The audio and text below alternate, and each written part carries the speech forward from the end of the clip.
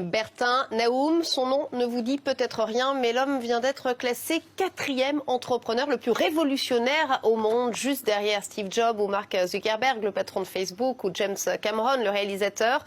Originaire du Bénin et né au Sénégal, Bertin Naoum a grandi en France. Il dirige aujourd'hui une PME spécialisée dans la robotique chirurgicale. Reportage Fiona Urbain avec Yves Courante. Bonjour. Le PDG lui-même accueille les investisseurs. Bertin Naoum dirige MedTech, une PME spécialisée dans l'assistance robotique à la neurochirurgie. Une entreprise high-tech en pleine levée de fonds. Il faut arriver à être plus persuasif que d'autres afin de les inciter à diriger leurs moyens sur notre société plutôt qu'une autre. Comment est-ce qu'on fait ? Et l'atout persuasion, c'est elle, Rosa. Donc là, le robot va se positionner de manière très précise selon la trajectoire pour pouvoir atteindre notre... Un robot capable d'assister un chirurgien lors d'une intervention dans le cerveau. La position. On est intéressé et les dernières évolutions font qu'on s'intéresse à nouveau à cette société.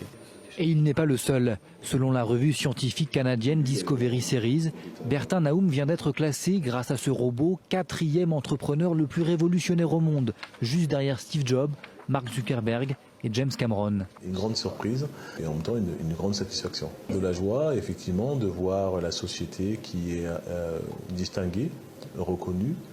Satisfaction d'autant plus grande que cette entreprise de 20 salariés a eu du mal à se faire reconnaître en France, comme beaucoup de PME innovantes, regrette le patron.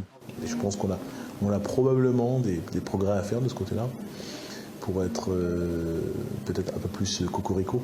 Car le marché français est difficile. MedTech vient d'en faire une nouvelle fois l'expérience. Un CHU de la Côte d'Azur vient par exemple de préférer l'acquisition d'un robot anglais au dispositif Rosa. Mais Bertin Naoum reste un entrepreneur confiant et passionné.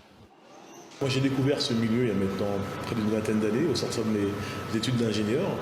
Et c'est vrai que ça a été une vraie révélation pour moi de constater comment la technologie pouvait être utilisée au profit de quelque chose de ô combien noble, à savoir le fait de soigner les patients, de soigner les êtres humains.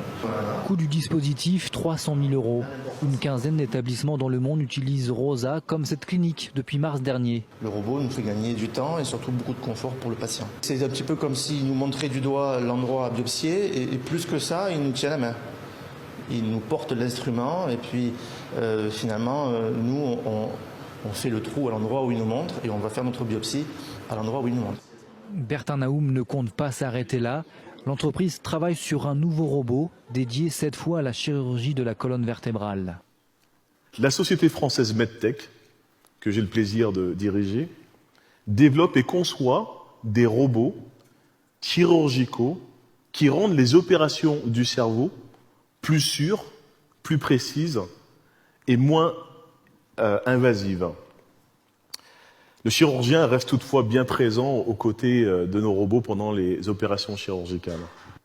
Aujourd'hui, nos robots permettent de traiter ou réduire les effets de maladies telles que l'épilepsie, la maladie de Parkinson, la dystonie et même certaines pathologies du dos.